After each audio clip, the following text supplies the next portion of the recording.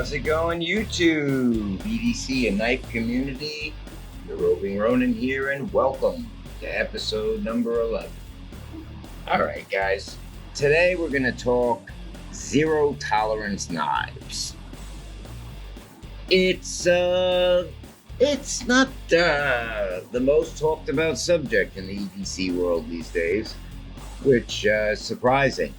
Starting out following this hobby seriously over the last 3 years, but on and off over the last 5 or so.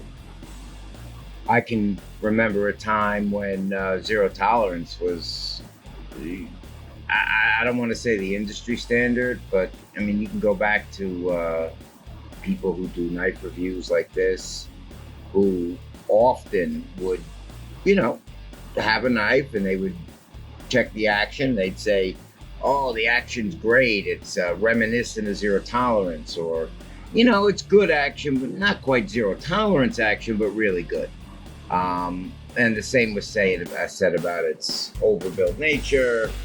And then, of course, we're now where we are today, which is a little bit less of a, I don't want to say a market share, but a little bit less, of a market share. That's actually a fair one. They're not,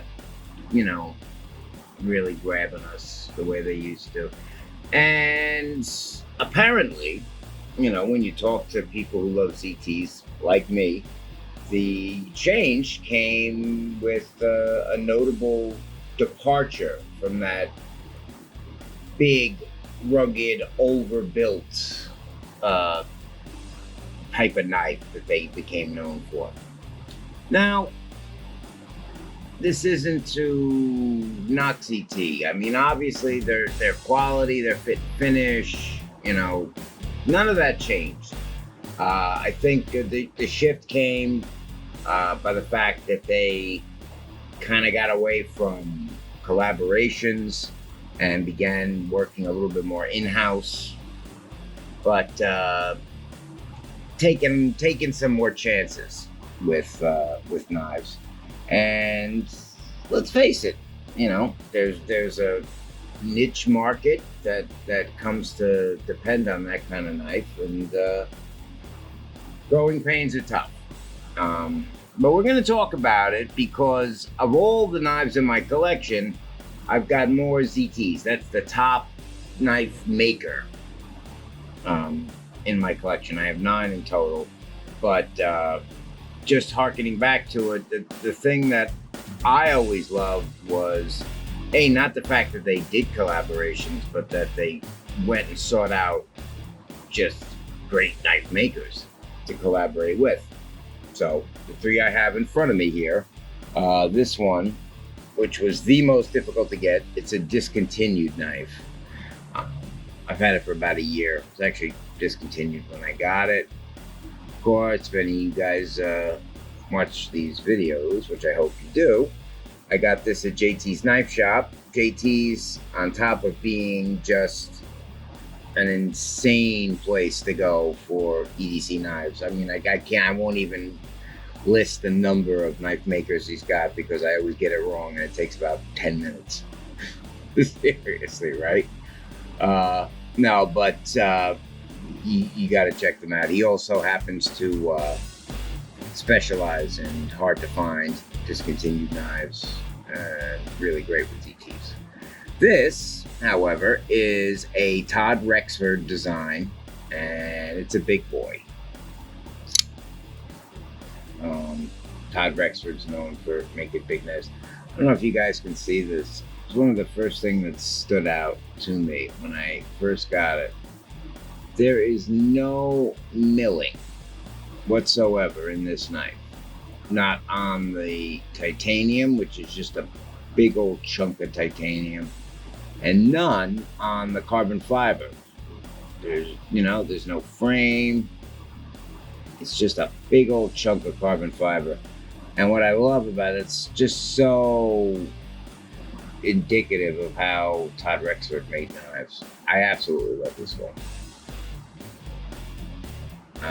Believe it or not, I don't carry this one as much, basically based on the size, and it was really so hard to get.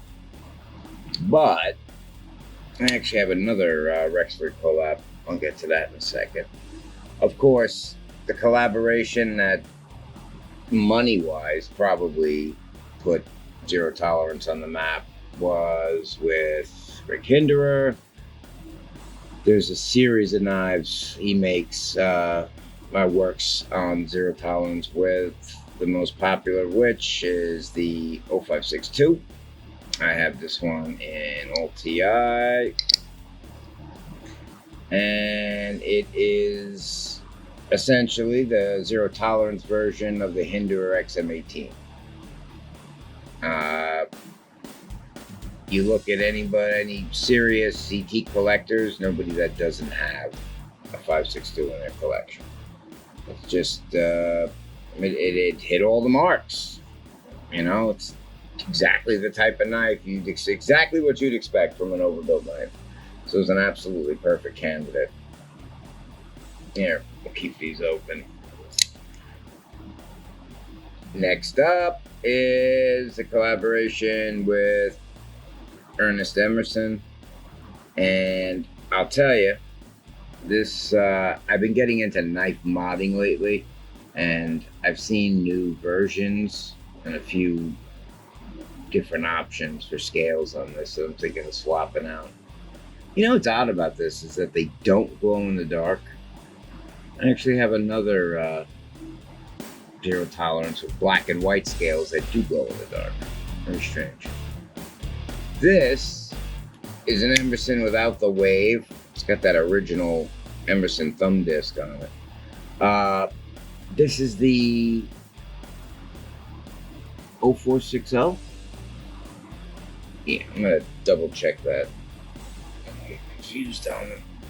But of all the ZTs I have, this one actually seems to have the best detent.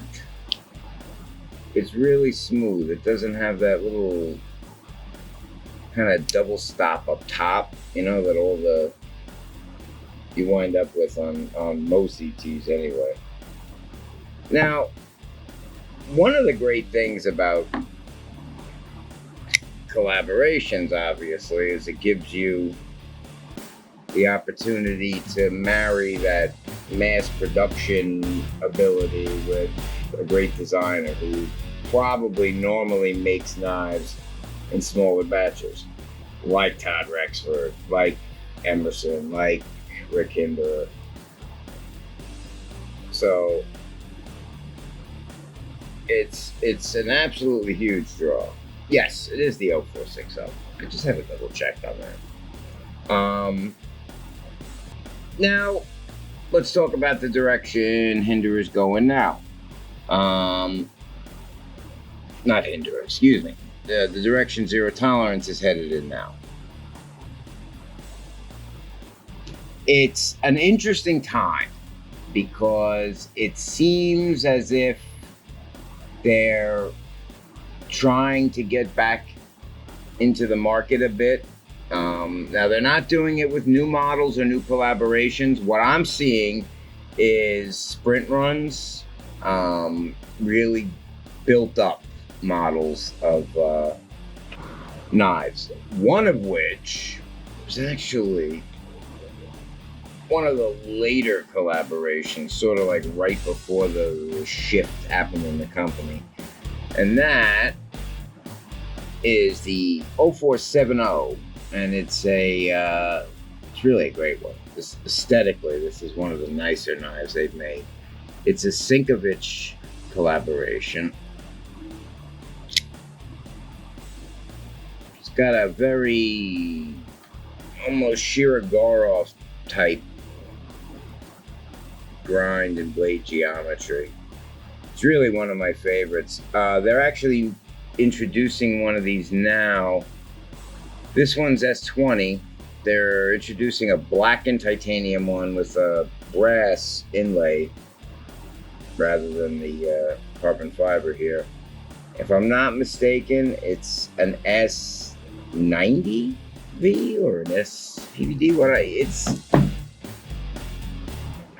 It's not an exclusive. I know that. I'm just gonna do some double checking. If I can find any information, I'll link it down below on the off chance you haven't seen it. It's really something else. Okay.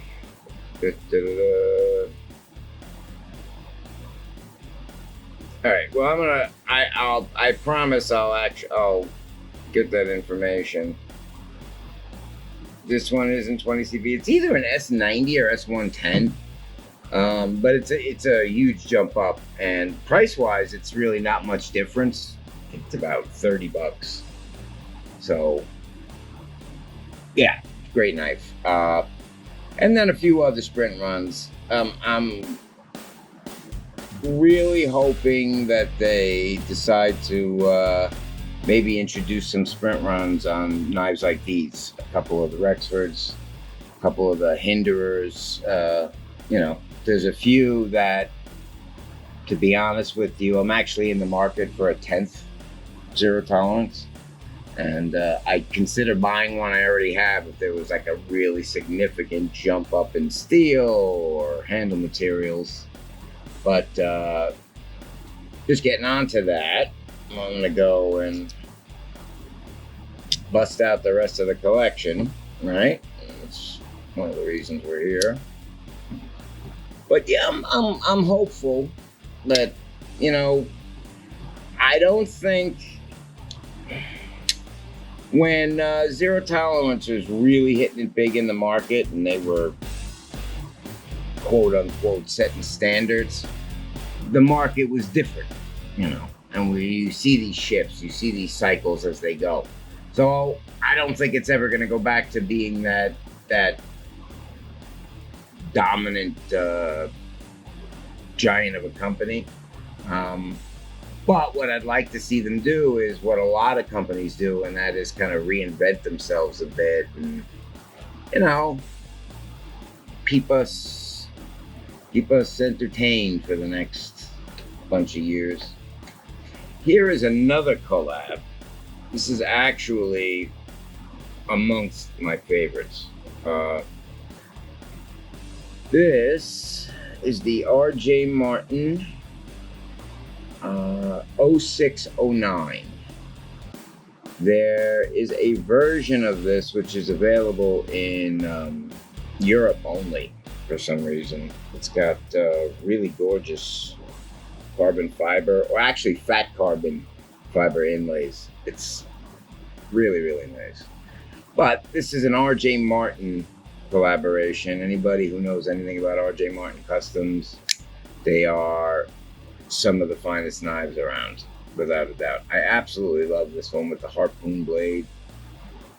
It's S20V. It's got bronze titanium. Nice milled pattern. They could have done a better job with the pocket clip, I'll be honest with you. On a knife like this, should have been a 3D printed clip, but that can be changed and I can live with it. It has the see-through pivot. Comes with the special tool also to adjust it. Yeah, another great collaboration. By the way, anybody has any ideas or comments down below, let me know. What's a good choice for number 10 in my CT collection? Next up is another collaboration with our first designer, the first knife I showed. That's Todd Rexford. And this is the 0801 Blackwash. There are several variations of this. They did a few sprint runs pretty much right on top of the release of this one. There's a full titanium one with cutouts across the front. I believe there's also a carbon fiber version. I'm not sure. This one I went with the full Blackwash just because I like the continuity. I love the blade geometry on this. I don't remember the model Todd Rexford made that had this blade geometry, but I just love it, and the way black wash, that battle worn black wash on the blade blends into the body. Honestly, it's a heavy knife though. I have to be honest with you that this one's coming in at about probably a little over 7 ounces. I am gonna start. I'm gonna get a scale so I can start weighing knives and doing proper measurements online. Today's video, however, is just kind of like a get together. Just get our finger on what ZT's up to and where they're going in the future. Here is another Hinder collaboration. This is the... I don't remember which one this is. I do know that essentially this is the model, which is the ZT version of the XM24. Again, got that great harpoon point. And one of the things I notice about the Hinder collaborations is they have those slightly larger flipper tabs on them, but the flipping action on them is so, there's like a good quick bang to it. Really, really enjoy that. Here's it again. These are actually the glow-in-the-dark scales, which I just never could understand how I get black and white ones that glow in the dark and green ones that do not.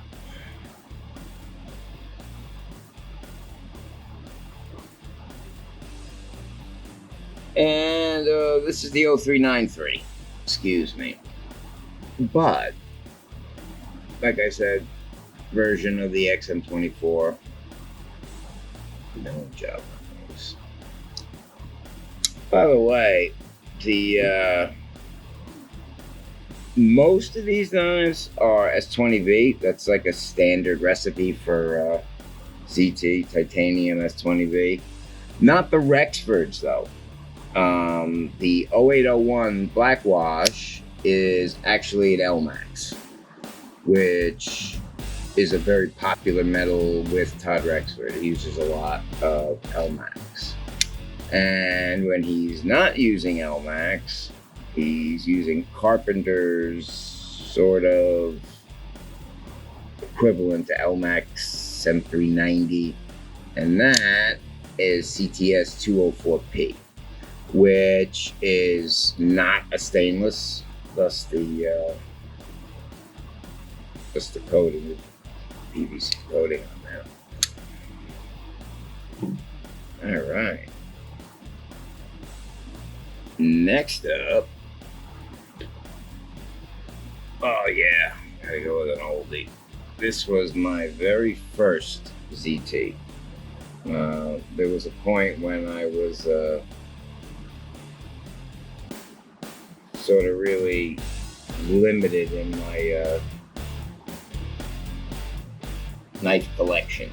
So when I started buying knives that were a little bit nicer, like a lot of people, I looked at ZT as I don't know, sort of like that step up.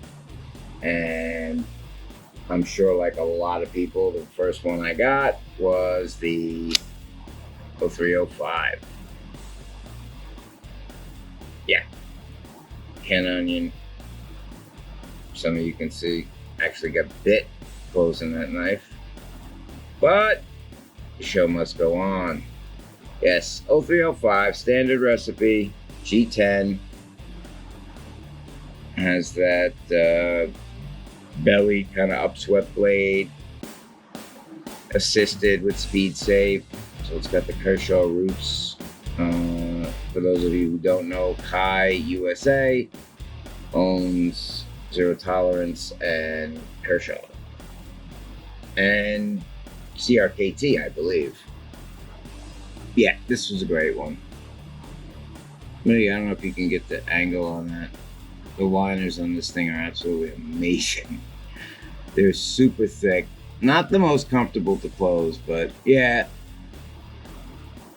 S30V on this. It's coated. You don't have to worry about corrosion that much. It's a beast of a knife.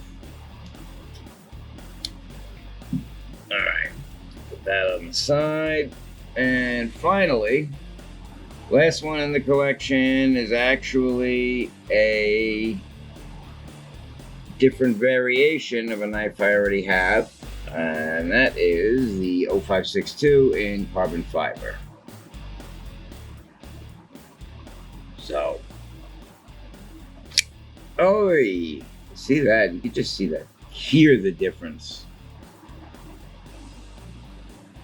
I actually really like this one.